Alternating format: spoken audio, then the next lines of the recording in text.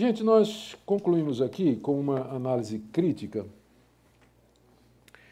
da nova reforma apostólica, e eu vou começar a análise citando as palavras de MacArthur, no último livro do MacArthur, Strange Fire, Fogo Estranho, em que ele faz uma análise do pentecostalismo e particularmente do movimento apostólico. Ele diz o seguinte: a nova reforma apostólica não é nova, não é reforma e não é apostólica.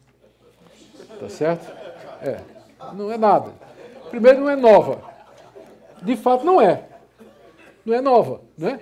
Porque a ideia de que tem apóstolos hoje vem desde os gnósticos, né? E através da história da igreja. Segundo, não é reforma. Porque a reforma queria tirar os apóstolos. E essa está querendo trazer, né? Então, de reforma não tem absolutamente nada. Reforma é você voltar para o escrito dos antigos apóstolos e não levar a igreja para ouvir novos apóstolos. E a apostólica é que não é mesmo, porque não tem mais apóstolos, como os 12 e como Paulo nos dias de hoje. Isso nós vimos, né? A nossa conclusão é que não existem apóstolos mais hoje, como os 12 e Paulo, por causa das circunstâncias do chamado, aparição de Cristo ressurreto a eles, testemunha da vida terrena de Jesus. O caso de Paulo, nós já explicamos, Paulo não representa uma segunda geração de apóstolos que daria origem a apóstolos hoje, mas ele é um caso à parte, ele se vê igual com os 12.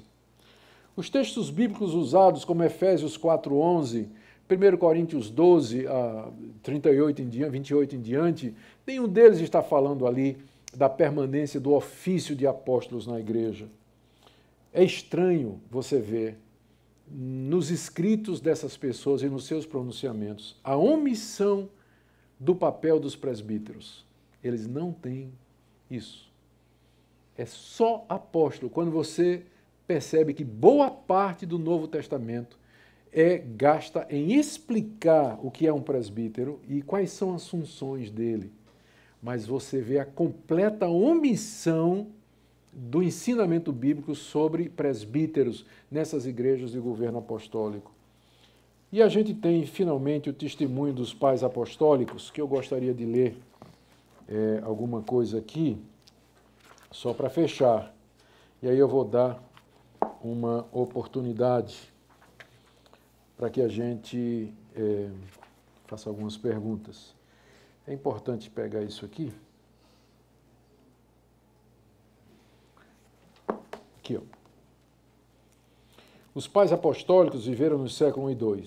Ireneu de Leão, e na sua obra Contra a Heresia, declara que, da mesma forma que as 12 tribos constituíram a tribo de Israel, Cristo também estava numa terra estranha para gerar o fundamento de 12 colunas da igreja, uma referência a Apocalipse 21:14. Tertuliano, 155 a 230, declara em sua obra Contra Marcião que os apóstolos foram os únicos a quem o Filho de Deus se revelou e que a verdade se encontrava na pregação deles, preservada nas igrejas, por eles fundadas as igrejas apostólicas.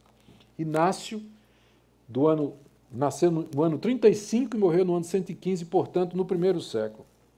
Numa carta aos cristãos da Magnésia, diz que a profecia do Antigo Testamento de que o povo de Deus seria chamado por um novo homem se cumpre em Antioquia, quando os discípulos foram chamados pela primeira vez de cristãos, e quando Paulo e Pedro lançaram os fundamentos da igreja. E numa carta aos cristãos de Antioquia, ele declara que não é um apóstolo, mas um colaborador. Clemente de Roma, também do século I, escreve na carta aos Coríntios, no ano 90, defendendo o direito dos presbíteros e pressupõe que os presbíteros, que também são chamados bispos, têm o seu ofício derivado diretamente dos apóstolos. Eusébio de Cesareia, no século IV, no seu 8º livro da História Eclesiástica, declara: descrevi nos 7 livros anteriores os eventos desde os tempos dos apóstolos, ou seja, ele considerava o tempo dos apóstolos como já um tempo fechado, e nós estamos aqui no século III para o século IV. Eu quero concluir essa sessão aqui com as palavras de Wayne Grudem. Ele diz o seguinte: é digno de nota que nenhum grande líder na história da igreja, nem Atanásio, Agostinho, nem Lutero, Calvino, Wesley, Whitefield, tomou para si o título de apóstolo, ou permitiu que os chamassem de apóstolos. Se alguns nos tempos modernos desejam tomar o título apóstolos para si, imediatamente levantam a suspeita de que estão sendo motivados por um orgulho inapropriado e desejo de autoexaltação, além de excessiva ambição e desejo por mais autoridade na igreja do que alguém deveria legalmente ter.